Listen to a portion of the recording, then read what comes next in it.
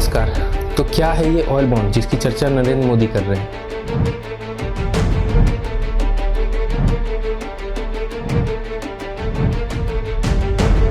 और उन्होंने ऐसा क्यों कहा कि इनकी सरकार कांग्रेस के पापों को धोने का काम कर रही है? आइए जानते हैं। बीते 5-6 वर्षों में हमारी सरकार ने कांग्रेस सरकार के उस पाप को धोने का काम किया है। हाल ही में पीएम नरेंद्र मोदी का बयान आया है ऑयल बॉन्ड्स को लेकर, आप लोगों ने भी सुना होगा। उन्होंने एक कार्यक्रम में पूर्व प्रधानमंत्री मनमोहन सिंह पर निशाना साधते हुए कहा कि यूपीए की गवर्नमेंट ने 2004 से 10 के बीच में जो ऑयल बॉन्ड्स जारी किए थे वो फैसला गलत था। उन्होंने कहा कि यूपीए की सरकार ने देश के हित को ऊपर न रखकर खुद के स्वार्थ को ऊपर रखा और अपनी सत्ता बचाने के लिए ये ऑयल बॉन्ड्स का कदम उठाया। उन्होंने ये भी कहा कि मनमोहन सिंह ने खुद स्वीकार किया कि ये फैसला आगे चलकर आने वाली पीढ़ियों पर बोझ बनेगा। लेकिन जब राजनीति में व्यक्तिगत स्वार्थ हावी हो जाता है तब लोग देश के फ्यूचर के बजाय अपने फ्यूचर के बारे में सोचते हैं। और प्रधानमंत्री मनमोहन सिंह जी ने खुद कहा था कि वो आने वाली पीढ़ी पर कर्ज का बोझ डाल रहे हैं। और नरेंद्र मोदी का कहना है कि पिछले कुछ सालों में हमारी सरकार ने कांग्रेस के पापों को धोने का काम किया है। बीते 5-6 वर्षों में हमारी सरकार ने कांग्रेस सरकार के उस पाप को धोने का काम किया है।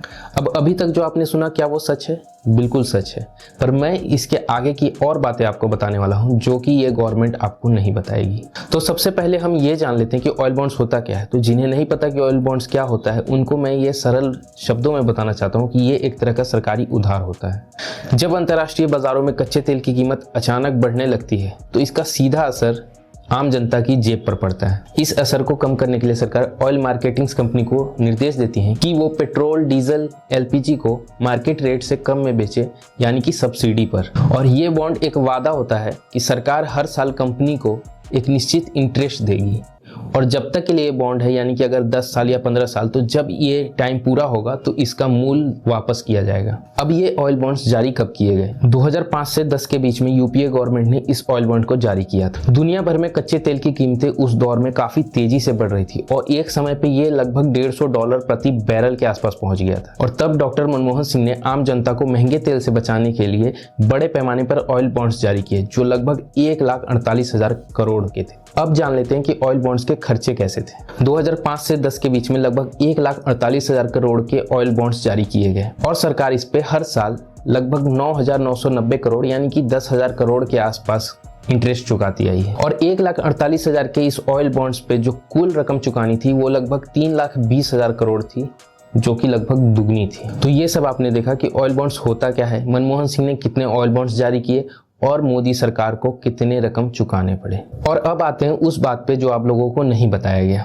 सबसे पहली बात कि सबसे पहली बार ऑयल बॉन्ड्स भारत में कब जारी किए गए? जवाब है एनडीए की गवर्नमेंट में अटल बिहारी वाजपेयी जी ने 2002 में सबसे पहली बार ऑयल बॉन्ड्स भारत में जारी किए, जो टोटल ऑयल बॉन्ड 9,000 करोड़ रुपए की थी। ये अमाउंट ज्यादा तो नहीं था, पर यह पहली बार था कि हमारे देश में ऑयल बॉन्ड जारी किए गए थे। अब आते हैं दूसरे पॉइंट पे। सरकार का कहना है कि उन्होंने तेल के दाम कभी कम नहीं किए, इसलिए क्योंकि उन्हें यूपीए गवर्नमेंट द्वारा लिए गए ऑयल बॉन्ड्स के रकम चुकाने पड़ रहे थे। और सरकार का कहना है कि पिछली यूपीए की सरकार ने ऑयल बॉन्ड के रूप में जो आज की जनरेशन पे बोझ डाल दिया था वो आज की जनरेशन टैक्स के रूप में चुका रही है। और इसलिए मोदी सरकार ने अंतर्राष्ट्रीय बाजार में कच्चे तेलों की कीमतें कम होने के बावजूद देश में तेल की कीमतों को कम नहीं किया, क्योंकि उन्हें ऑयल बॉन्ड की कीमत चुकानी थी। अब दूसरी चीज जो आप लोगों से छिपाई गई या झूठ बोला गया, ऑयल बॉन्ड लिया गया था 1,48,000 करोड़ और चुकाना था 3,20,000 करोड़ के आसपास। पर इस सरकार ने सेंट्रल टैक्स के जरिए जो जनता से वसूली की वो लगभग 35 लाख करोड़ से भी ज्यादा की रकम है। अब आप मान लो मोदी सरकार ने ऑयल बॉन्ड के 3,20,000 करोड़ रुपए चुका दिए।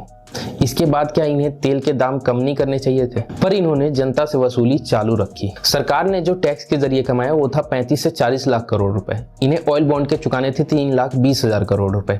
अब आप अगर इसको घटा भी देते हैं तो हम मान ले कि अगर 35 लाख करोड़ रुपए भी सरकार ने कमाए हैं टैक्स के जरिए, तो अगर उसमें से 3,20,000 करोड़ अगर हम माइनस कर दें तो भी बचते हैं 31 लाख करोड़ रुपए। ये 31 लाख करोड़ रुपए आपने जनता से क्यों वसूले जब आपने तेल के दामों को बढ़ाकर ऑयल बॉन्ड के 3,20,000 करोड़ रुपए चुका दिए? मतलब साफ है, इस सरकार का तेल के दामों को बढ़ाए रखने का कोई भी रिश्ता नाता ऑयल बॉन्ड से नहीं। अब तीसरा पॉइंट, अंतर्राष्ट्रीय बाजार में कच्चे तेल की कीमतों के दाम। जब 2005 से 10 के बीच में यूपीए गवर्नमेंट ने ऑयल बॉन्ड जारी किए, तब अंतर्राष्ट्रीय बाजार में कच्चे तेल की कीमत कभी भी $40 प्रति बैरल से नीचे नहीं गई थी, बल्कि 2008 में कच्चे तेल की कीमत बढ़कर $150 के पास पहुंच गई। और ये वही समय था जब पूरी दुनिया वैश्विक मंदी के दौर से गुजर रही थी और भारत के लोगों की हालत ऐसे भी कुछ खास नहीं थी, ऊपर से 2008 का समय, इसलिए ना चाहते हुए भी सरकार ने ऑयल बॉन्ड का कदम उठाया। और सबसे बड़ी बात, मनमोहन सिंह जी ने इस चीज को छिपाने के बजाय पूरे भारत को बताया और एक्सेप्ट किया कि ये जो ऑयल बॉन्ड का कदम वो उठा रहे हैं, ये आने वाली पीढ़ियों पर बोझ बनेगा। You must remember that the government is bearing the burden of issuing oil bonds. Our oil companies are making large sacrifice and are under severe stress. However, I would like the nation to remember that issuing bonds and loading deficits on oil companies is not a permanent solution to this problem. We are only passing on our burden to our children. पर अगर आप इसके उलट देखते हो तो 2014 में जब एनडीए की गवर्नमेंट आई तो अंतर्राष्ट्रीय बाजारों में कच्चे तेल की कीमत में बार बार बड़ी बड़ी गिरावटें आती रही और 2014 के बाद अंतर्राष्ट्रीय बाजार में जो कच्चे तेलों के दामों में सबसे बड़ी गिरावटें आई, उसमें से एक 2016 में आया जब कच्चे तेल का दाम $28 प्रति बैरल पहुंच गया था और 2020 में गिरकर ये $20 प्रति बैरल पे पहुंच गया था और ये बहुत बढ़ने के बाद भी $110 प्रति बैरल के आसपास ही पहुंचा। और जो पार्टी कांग्रेस की सरकार को महंगाई पर, तेल के दामों पर कोसती रहती थी, वो 2014 में वादा करती है कि 100 दिन में महंगाई कम करेगी और 35 रुपए तक में पेट्रोल देगी। अगर हम चुन करके आएंगे तो 100 दिन में महंगाई कम करेंगे। कहा था ना? डीजल का क्या हुआ?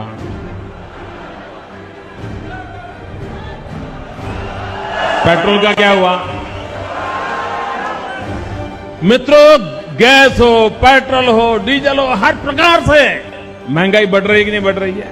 तुम्हारा सबसे बड़ा फायदा ये होगा कि फिर पेट्रोल आपको 70 रुपए खरीदना नहीं पड़ेगा। फिर कितने में मिलेगा पेट्रोल? पेट्रोल का बेसिक प्राइस, मूल मूल्य कितना है उसका? 30 से 35 रुपए। जो आप गैस खरीदते हैं इसके ऊपर टैक्स ना हो तो 400-500 रुपए का सिलेंडर ना मिल करके 200 रुपए का ही मिला करेगा। पर कच्चे तेल के दाम $20 प्रति बैरल पहुंचने के बाद भी इस सरकार ने तेल के दाम कभी कम नहीं किए। उसके बाद रशिया से डिस्काउंट पे ऑयल मिलने के बाद भी इन्होंने तेल के दाम कम नहीं किए जनता के लिए। और रशिया से डिस्काउंट ऑयल मिलने का फायदा इस देश की जनता को तो नहीं हुआ, पर अंबानी को जरूर हुआ। वैश्विक रूप पर अगर आप देखें तो क्रूड का भाव कितना कम हुआ, 40% भाव कम हुआ है क्रूड का। और आपकी जो एक्साइज ड्यूटी है अभी भी 21% की 21% बनी हुई है। क्या यह सही है? उसका लाभ किसको जा रहा है? क्यों नहीं वो मिडिल क्लास को मिलता? ये वो मुझे नहीं मालूम। भी जो हमने इंपोर्ट किया तेल वो भी किसके जहाजों में आ रहा है? एक उद्योग समूह विशेष वो उसमें मलाई काट रहा है। वो तो खेल ही अलग है। हाँ, बहुत बड़ा खेल है। आप वहां से मंगाइए, यहाँ आइए, मेड इन इंडिया लिखिए, इस तरीके से मोटे तौर पे कह रहा हूं, और उसको आप यूरोप भेज दीजिए। फिर यूरोप भेज दीजिए। अरे आप कर क्या रहे हैं? तो ये खुला खेल तो हो रहा है ना। और सरकार क्या अनभिज्ञ ये मिडिल क्लास जानकारी नहीं है क्या? और तो और नितिन गडकरी ने बोला कि तेल में एथेनॉल मिलाने दो, तेल 15 से 20 रुपए में मिलने लगेगा। एथेनॉल भी मिल गया, पर इस देश की जनता को तेल 15 से 20 रुपए में नहीं मिला और अंधाधुन वसूली चलती रही। आप 120 रुपए जो पेट्रोल ले रहे हैं उसका भाव हम 15 रुपए लीटर करेंगे। जितना एवरेज आपको 120 रुपए के पेट्रोल में मिल रहा है उतना एवरेज आपको 15 रुपए पेट्रोल की कीमत जो है 15 रुपए उतना लीटर का इथेनॉल का एवरेज मिलेगा।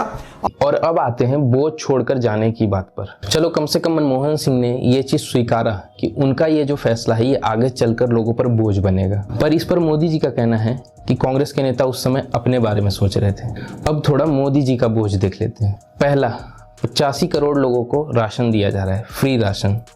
ये बोझ किस पे जाएगा? अगर इस राशन को 10 रुपए प्रति किलो के हिसाब से भी कैलकुलेट करते हैं तो महीने का खर्च जो आता है सरकार के ऊपर वो 4,250 करोड़ यानी कि लगभग 4500 करोड़ के आसपास का खर्च आता है। ये बोझ किस पे जाएगा? दूसरा, एनडीए की गवर्नमेंट ने बिहार इलेक्शन में लगभग 1,30,00,000 महिलाओं के खाते में 10-10 हजार रुपए डाले, जिसका टोटल होता है 12 से 13 हजार करोड़ रुपए। ये बोझ किस पे जाएगा? 1,500 दे देंगे, 2,000 दे देंगे। यहां पर तो बम्पर लॉटरी लग गई है क्या बिहार की महिलाओं की? क्योंकि दावा तो यही किया जा रहा है आज 75 लाख महिलाओं को 10-10 हजार रुपए दे दिए गए और अभी 25 लाख को और देंगे। तो ये चुनाव से पहले क्यों याद आती है? 3,61,000 करोड़ का कर्ज है बिहार पर। तीसरा, भाजपा सरकार ने आसाम इलेक्शन से पहले अभी 40 लाख महिलाओं के खाते में 9-9 हजार रुपए डाले, जो बनता है लगभग 3600 करोड़ रुपए। अब ये बोझ किस पे जाएगा?